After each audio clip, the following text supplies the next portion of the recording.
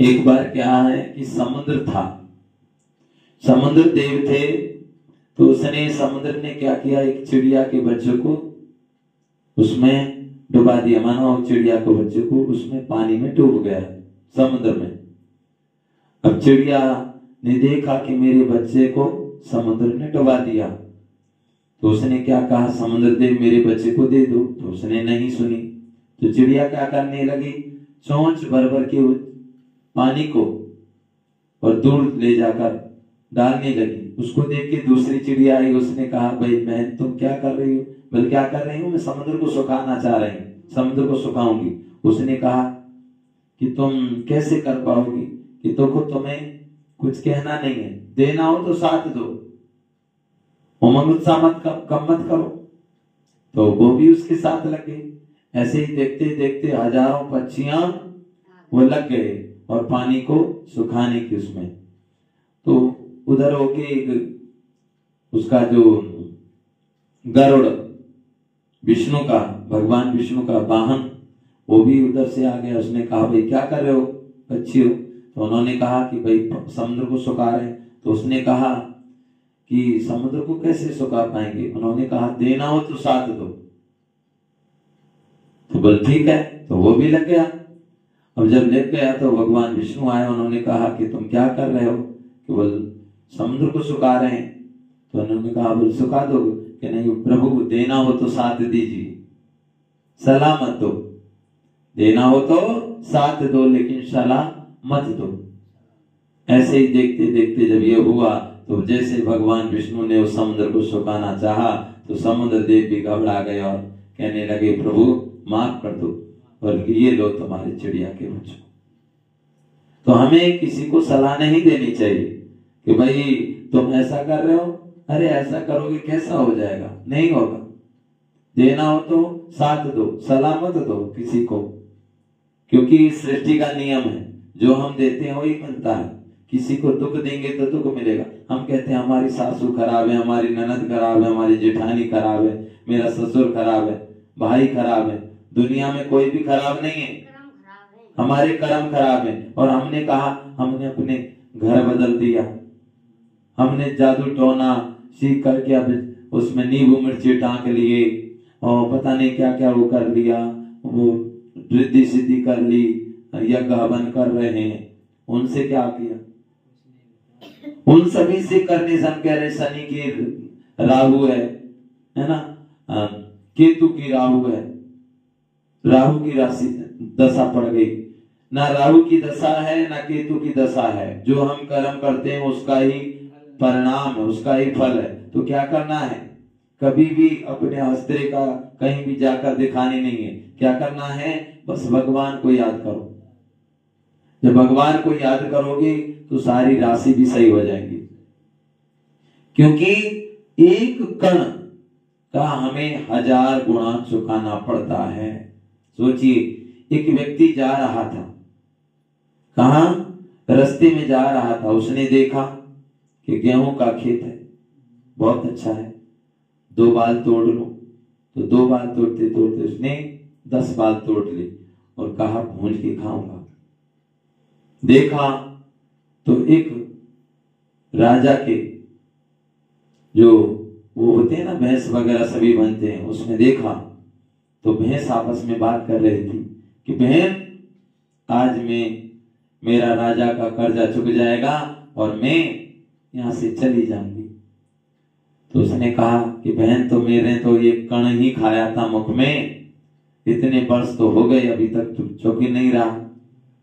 तो क्या करें, अभी तो कई वर्ष लग जाएंगे, तब मैं भी अपने इस राजा का कण चुका दूंगी। उसने सुन लिया और सोचने लगा, बताओ एक कण का इतने वर्षों से चुका रहा है और मैं 10 बाल ले जा रहा हूं, कैसे चुकाऊंगा। वो जाकर के और खेत के मालिक को पूछा, भाई खेत का मालिक कौन है? बोल वो है। तो भाई साहब हमें माफ कर दो, आपके खेत से मैं 10 बाल ले आया हूं, इनको आप ले लीजिए। तो ईमानदारी, सच्चाई, सच्चे दिल पर साहेब राजी। कभी भी भगवान ये नहीं कहता कि किसी को दुख देकर हम सुखी हो जाएं। कहते हैं कि किसी को रुलाकर हम हवन भी करेंगे तो भी हमें कुछ फायदा नहीं। अगर हम किसी को हंसाकर हमें हवन करने की भी जरूरत नहीं है, क्योंकि हमें अपने कर्म सुधारने हैं। इंसान सब कुछ बदलता है लेकिन अपने कर्म नहीं बदलता, कि मेरे ही कर्मों से मेरे भाई मुझसे विमुख हो गए, मैंने क्या कर्म कर रहे, अपने कर्म नहीं सुधार रहे। अरे एक व्यक्ति ने कहा, अब वो था तो बहुत अच्छा, उसने कहा मुझको आकर कि भाई साहब मैं बहुत दुखी हूँ, मैं फलानी जगह का हूँ। मैंने कहा बोल क्या हुआ? मेरा भाई है ना छोटा वाला, मुझे मारता है, मुझे मारता है, मैं अपने घर बार छोड़ना चाहता हूँ, मैं अपनी जमीन बेचना चाहता हूँ, हमारे पास तो बहुत फोन आते हैं। मैंने कहा ठीक है, आप ऐसा है आपके भाई से बात कराओ। तो उन्होंने कहा मैं तो उससे बोलता नहीं हूँ, 2 साल से मेरी बोलचाल बंद है, लेकिन वो मुझे पीटता है, मैंने बात तो कराओ, उनका नंबर दो। उसने मुझको नंबर दिया, मैंने उससे बात किया, भाई साहब ओम शांति। उसने कहा ओम शांति भाई जी, कहाँ से हो? मैंने कहा मैं अंतरा गांव से हूँ, लेकिन आप ये बताइए आपके भाई को आप क्यों पीटते हो? भाई वो आपको बड़ा भाई है।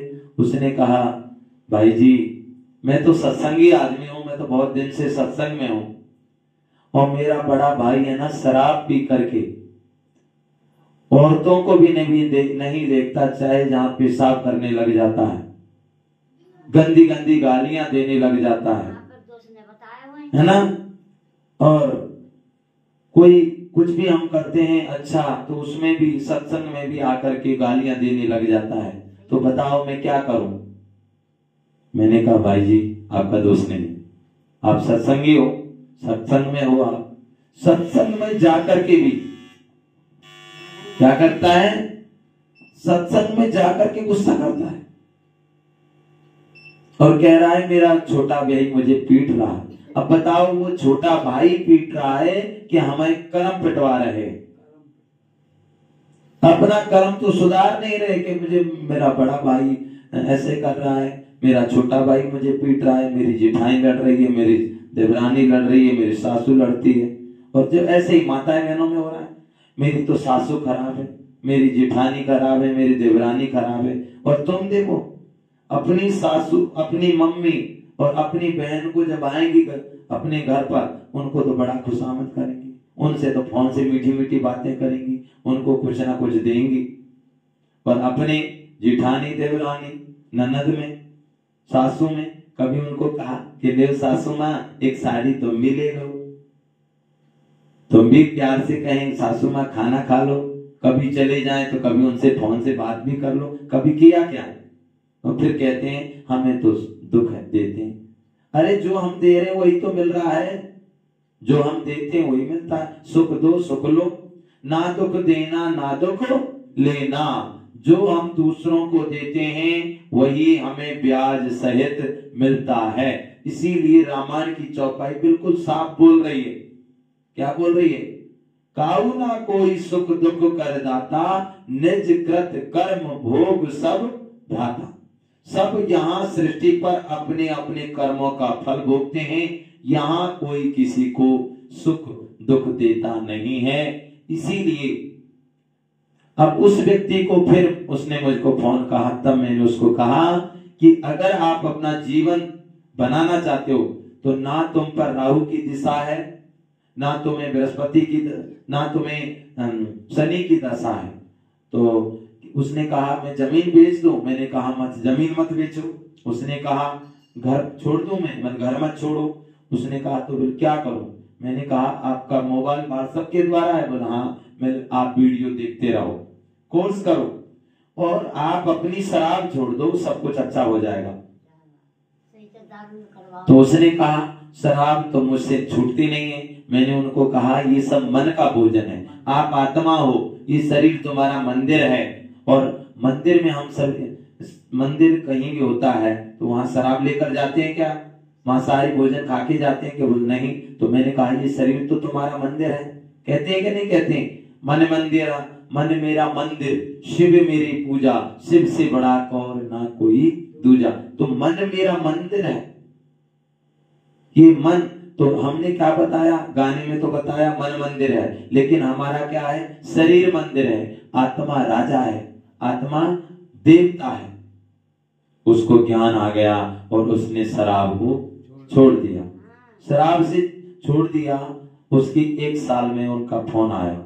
उन्होंने कहा गुरुजी, मैंने कहा भाई गुरुजी मुझको मत कहना। बोल क्यों? मैं तो आत्मा हूँ, शिव बाबा के बच्चे, आप भी आत्मा हो, हम भाई भाई। उन्होंने कहा कि भाई जी मेरा तो परिवार बहुत अच्छा है, मेरा भाई बहुत अच्छा है, मुझे बहुत प्यार करता है। मेरा जो मकान था ना, इतने साल से मुझ पर पैसा नहीं था, मेरे बड़े छोटे भाई ने मुझको पैसा दिया 1 लाख रुपए और मैं मकान बना रहा हूं। मैंने कहा क्या हुआ, किससे बदला? उसने कहा सब कुछ अपने कर्म से बदला। बताओ कहां छोटा भाई बड़े को मार रहा है, घूसों से मार रहा है, डंडों से मार रहा है, और हम कह रहे हैं हमें दुख दे रहा है। अरे दुख तुम्हारे कर्म दे रहे हैं। क्यों शराब पी रहे हो, क्यों मांसाहारी भोजन खा रहे हो? भगवान ने सृष्टि पर इसीलिए भेजा है क्या? भगवान ने क्यों भेजा है? आप इतनी चीजों को बदल रहे हो। चैलेंज करो ना, इस शराब मुझको पिटवा रही है, मेरी बेइज्जती करवा रही है, मुझे पैसे का तंग कर दिया। जो व्यक्ति आपको दुख दे रहा है उसको तो छोड़ रहे हो, लेकिन ये शराब भी तो आपको दुख दे रही है ना। इसने आपकी शराब ने आपका जीवन खराब कर दिया। अपने बच्चे का भविष्य खराब हो रहा है। आपके बच्चे पढ़ रहे हैं, स्कूल में जाते हैं और उसके छोटे छोटे बच्चे चिढ़ाते हैं कि तेरा पापा शराबी है। कहते हैं कि नहीं कहते हैं? कितनी हिंदी होती है, कितना उस बच्चे को, छोटे से बच्चे को कितना उसको नीचा देखना पड़ता है कि मेरा पिताजी आज शराबी नहीं होता तो ये छोटे छोटे बच्चे मुझे ऐसा नहीं कहते। इसीलिए अपने कर्मों को सुधारना है। भगवान तो सब कुछ देता है, ना कोई भाई खराब है, ना जेठानी खराब है, ना ननद खराब है, कोई खराब नहीं है, कर्म खराब है हमारा। इसीलिए जो दूसरों को देंगे वही हमें मिलता है। देखो आप विचार करें, आप घर में हो, अपनी नंद को, जेठानी को तीज त्योहार पर लो बहन खा लो ना, खीर है, लो सब्जी खीर, पहले पहुंचाते थे नहीं पहुंचाते? एक दूसरे घर पर कुछ अच्छा बनता था, जैसे कोई सब्जी बन रही है, खीर बन रही है, हलवा बन रहा है, तो एक दूसरे के घर पर पहुंचाते थे कटोरी में रख करके, खीर पूरी लो। कितना प्यार था पहले, कोई लड़ते नहीं थे, इसीलिए तो नहीं लड़ते थे। और अब क्या है, कोई सब्जी भी मांग, और एक दूसरे के घर सब्जी मांग कर खाते थे। चीनी एक दूसरे के घर नहीं होती थी, एक दूसरे दुकान कहाँ होती थी इतनी, एक दूसरे के घर के चीनी लेकर आते थे, एक चमचा चीनी दे दो, एक तेल, एक चम्मच तेल दे दो। इस तरीके से हम अपना जिंदगी जी रहे थे, और आज हमने अपनी जिंदगी स्वयं बर्बाद कर रहे हैं। अपने तीज त्योहार भी अपने जेठानी देवरानी है ना, अपनी सास को पूछते नहीं कि लो सासू माँ आप भी खा लो, सासू माँ तुम्हारे लिए मैं साड़ी लेके आई हूँ, ससुर जी देखो आपके लिए मैं एक साफी लेके आई हूँ, सफेद साफी है बहुत अच्छी, ले ससुर जी तुम्हारे कपड़े उतार दो, गंदे हैं मैं इसको धो दूं। कभी प्यार किया क्या? फिर आपको प्यार कैसे मिलेगा? जो देंगे वही मिलता है, जो दूसरों को देते हैं वही मिलता है। ना शनि की ग्रह, ना राहु की ग्रह, ये सब जो दूसरे लोग हैं हमें भ्रमित कर रहे हैं। तुम्हारे घर पर फलानी चीज का साया है, तुम्हारा किसी का धंधा, तुम्हारा धंधा किसी ने बंद कर दिया, तुम्हारे ऐसे साथ ऐसा कर दिया, और उसने ये शिक्षा नहीं दी कि तुम्हारे कर्म कैसे हैं, हमें क्या करना चाहिए, हमें किस रास्ते पर जाना चाहिए, ये सभी हम भूल गए। तो इसीलिए क्या करना है, ना घर बदलो। लोग बात क्या करते हैं, घोड़े की नाल दरवाजे पर लगा देते। हमको भी नहीं पता था, हमने भी घोड़े की नाल लगाई। घोड़े की नाल लगाने का मतलब क्या है? घोड़े की नाल का मतलब ये है रात दिन एक कर दो, इन पैरों से मेहनत करो, और तुम घोड़े की नाल लगा दोगे और घर से बाहर नहीं निकलोगे, कहेगा घोड़ा मुझे देगा। घोड़ा कहां से देगा भाई? घोड़ा घास से यारी करेगा तो खाएगा क्या? जब तक तुम अपने पैर पर नहीं जाओगे, पैर पर खड़े नहीं होगे, तब तक तुम्हें कुछ नहीं मिलेगा। और जगह देखो, हर गांव में छोटे छोटे 10-10 साल के, 12-12 साल के बच्चे हैं ना, धंधे में निकल जाते हैं, चूड़ियों का धंधा कर रहे हैं, इतनी शौक मौज कर रहे हैं। एक एक बच्चे पर 1-1 लाख रुपए का फोन है, गाड़ियां हैं, अच्छे कपड़े पहन रहे हैं, अच्छे शौक मौज कर रहे हैं। शौक करो तो किसका करो? अच्छे कपड़ों का करो, गाड़ियों का करो, मोबाइलों का करो, अच्छी चीज का शौक करो। हाँ, अच्छा खाओ, शरीर बनाओ। ये शौक थोड़ी है कि शराब पी रहे, मांसाहारी भोजन खा रहे, खुद को बर्बाद कर रहे, आपस में किसी का सम्मान नहीं कर रहे, माता पिता का सम्मान नहीं कर रहे। ये सब फालतू के खर्चे हैं। इसीलिए क्या करो? शरीर का भी तो नुकसान है ना। शरीर अपने कर्म सुधारो। दुनिया में कोई भी खराब नहीं है, केवल हमारे कर्मों के आधार से। जब हम कहते हैं ना क्या करेगा काशी को, कहते हैं ना क्या करेगा मथुरा काशी,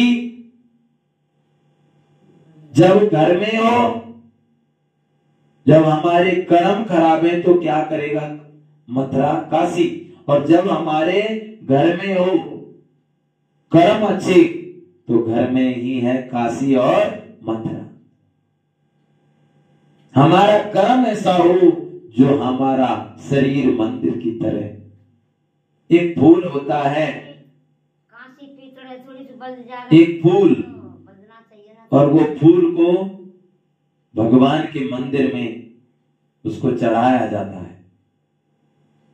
सोचिए, एक मूर्ति थी, एक मूर्ति, कोई एक जो वो था ना मूर्ति बनाने वाला, वो मूर्ति को हथौड़े से चोट मार रहा था छेनी से, तो रोने लगी। अब वो रो रहा है पत्थर, क्यों रो रहे हो? मुझे डर लग रहा है, तुम मुझे मार रहे हो, मुझे हथौड़ी से चोट हो रही है। उसने कहा मत रो, मैं तुमको बहुत अच्छा बना रही हूं। उसने कहा मुझे मत मारो, मुझे छोड़ दो। पत्थर ने कहा, वो रोने लगा, चोट सहन नहीं कर सका तो उसे छोड़ दिया। छोड़ दिया ना। दूसरे पत्थर को उसने तैयार किया और वो मूर्ति बनकर तैयार हो गया। एक पत्थर जो रो रहा है, उस पत्थर को क्या किया? वो रास्ते पर रख दिया। लोग बाग आ रहे हैं, उस पर नारियल फोड़ रहे हैं, वो रो रहा है कि आज मैं चोट सह जाता तो आज मैं भी मूर्ति बनके तैयार हो जाता। मैंने चोट सहन नहीं की, इसके कारण आज मैं नारियल के द्वारा डेली मुझ पर फोड़ रहे हैं, मैं डेली मार सहन कर रहा हूं। और वहां मूर्ति ने एक बार सहन किया, आज वो पूज रही है। यही हमारा कर्म है।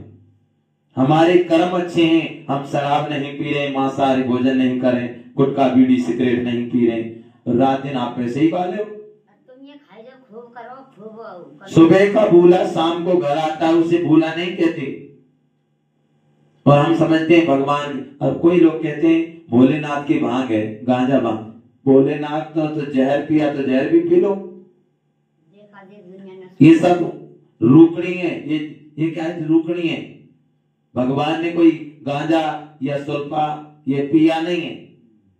भोलेनाथ तो जहर पीते हैं, विष पीते हैं, काम क्रोध लोभ मोह अहंकार, इन सभी विकारों का जहर पीते हैं।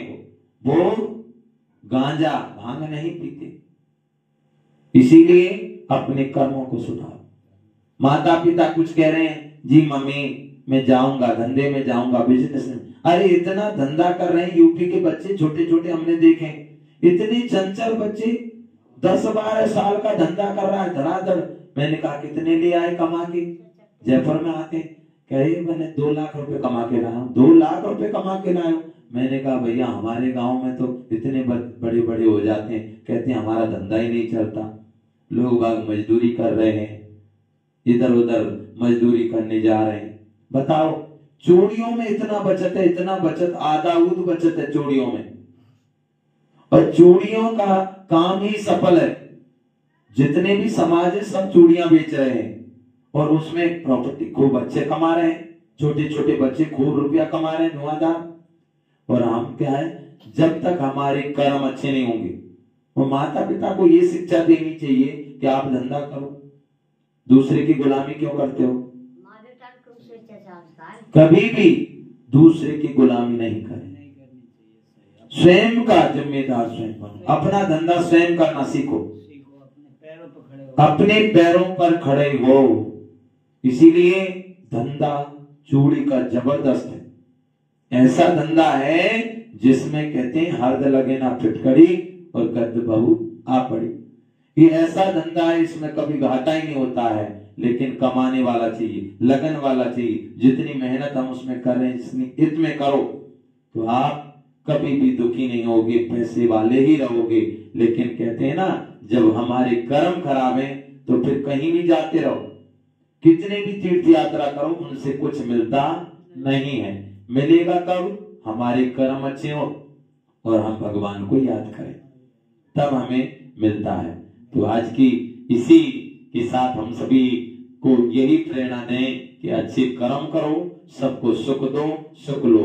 माताएं बहनें आपस में प्यार करें, सासू ननद जेठानी भाई भाई आपस में प्यार करें, कभी भी किसी का दिल नहीं दुखाएं।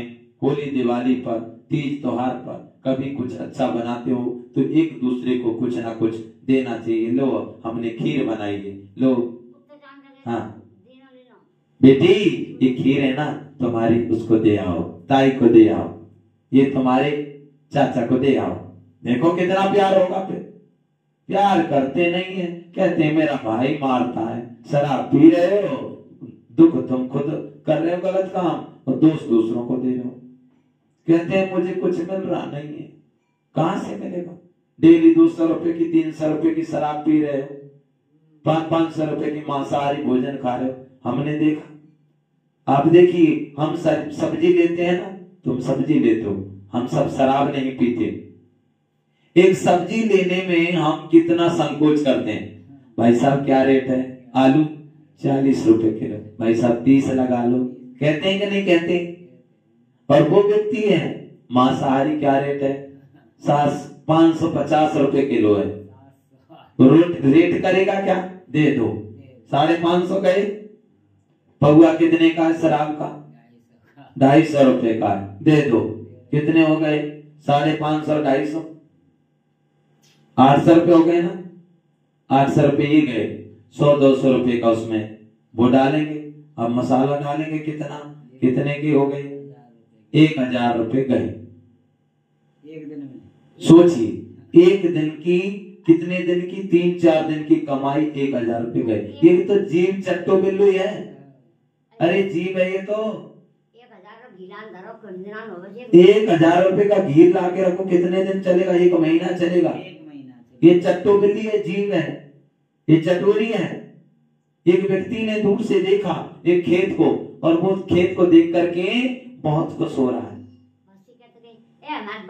है ना। अब सोचिए, ये दूर दूर तक आवाज भी जा रही है, यूट्यूब चैनल पर भी जा रही है। इस यूट्यूब चैनल को सबको सुनाना कि आप इस क्लास को सुनना। हो सकता है कितनी जनों की शराब छूट सकती है, मांसाहारी भोजन छूट सकता है। तो उस व्यक्ति ने दूर से देखा लहराती हुई फसल को, उसमें मक्का थी, वो बड़ा खुश हुआ। आंखों ने देखा, संकल्प आया मन में, और चलो तोड़ लो मक्का। गया, पैर चलकर गए, आंखों ने देखा, पैर चल करके गए, और उसने हाथों से तोड़ा। किसको? मक्का को तोड़ के। और जब जैसे चलने लगा और देख लिया खेत वाले ने आया, और उसने डंडा मारा। कहां पर? खोपड़ी पर। जब खोपड़ी में डंडा मारा, चोट लगी, निकले आंसू। तो क्या हुआ? क्योंकि इन आंखों ने ही देखा था। समझ रहे हैं ना किस तरीके से हमें कर्मों का फल मिलता है? इस कहानी के माध्यम से समझो। क्योंकि आंखों ने ही पहले देखा था कि ये मक्का का खेत है। चल के पैर गए, तोड़ा हाथों ने, खाया मुख ने, लेकिन डंडा कहां पड़ा? खोपड़ी में। और आंसू कहां से निकले? आंखों से, जिन्होंने देखा था। क्योंकि इसने ही देखा था। इसीलिए लिखा है बुरा मत देखो, बुरा मत सुनो, बुरा मत बोलो। गांधी के 3 बंदर है। एक ने मुख बंद कर रखा है कि किसी को बुरा मत बोलो, मीठे बोल बोलो। दूसरे नंबर कान का, किसी का बुरा मत सुनो, किसकी चुगली दुगली मत सुनो, दोनों। तीसरे नंबर क्या है? आंख बंद कर रखिए कि बुरा मत देखो। अब आप देखिए, हमने देख लिया, कहाँ जा रहे हो भाई? शराब के ठेके पे जा रहे हैं, चलो मुझे भी बैठा लो। देखा आंखों ने, बैठ गए मोटरसाइकिल पर, पहुंच गए ठेके पर, ले ली शराब, पी ली। क्या हुआ? कर्जा बढ़ गया, जमीन बिक गई, बच्चे दुखी हैं, घर में सब्जियों के लिए भी तरस रहे हैं। ऐसी शराब में आग लगा दो ना, जो तुम्हारा जीवन बर्बाद कर रही है, जो तुम्हें खाने पीने के लिए भी मोहताज कर दिया। ऐसी शराब को तो ऐसे तलाक देनी चाहिए, उठाई बोतल और मारो जमीन पर खींचकर। शराब तूने मेरा जीवन खराब कर दिया, आज मैं तुझको तलाक दे रहा हूं, जीते जी तुझे हाथ नहीं लगाऊंगा, जा, मैंने तुम्हें दिल से निकाल दिया। देखो फिर कैसे शराब नहीं छूटेगी। ऐसे ही मांसाहारी भोजन को कह दो, जा मांसाहारी भोजन तुझे मैं अपने जीवन में, अपने घर में आने नहीं दूंगा, क्योंकि तेरे कारण मेरी जो रसोई माता का मंदिर, उसको खंडित कर दिया तूने, ये मेरे पेट को शमशान बना दिया तूने। मैं तुझे जीते जी इस शरीर में नहीं आने दूंगा, ये मेरा प्राण सेकंड में छूट जाएगा। जो हम कर्म करते हैं वही हमें फल मिलता है, इसीलिए सुख दो सुख लो, ना दुख देना ना दुख लेना। चैलेंज करो, मैं शराब जीवन में नहीं पीऊंगी, मैं मांसाहारी भोजन नहीं खाऊंगी, मैं अच्छे कर्म करूंगी, भगवान को याद करूंगी। इस तरीके से हम अपना जीवन सुखी बना सकते हैं। जहाँ ओम शांति। प्यारे भाई बहनों, इस YouTube चैनल को लाइक व शेयर अवश्य करना, ताकि अपने जो जितने भी बंजारा समाज ये अन्न कोई जाति है, वो इस तरीके से अपनी शराब से, मांसाहारी भोजन से हमेशा के लिए मुक्त हो सके। धन्यवाद। ओम शांति।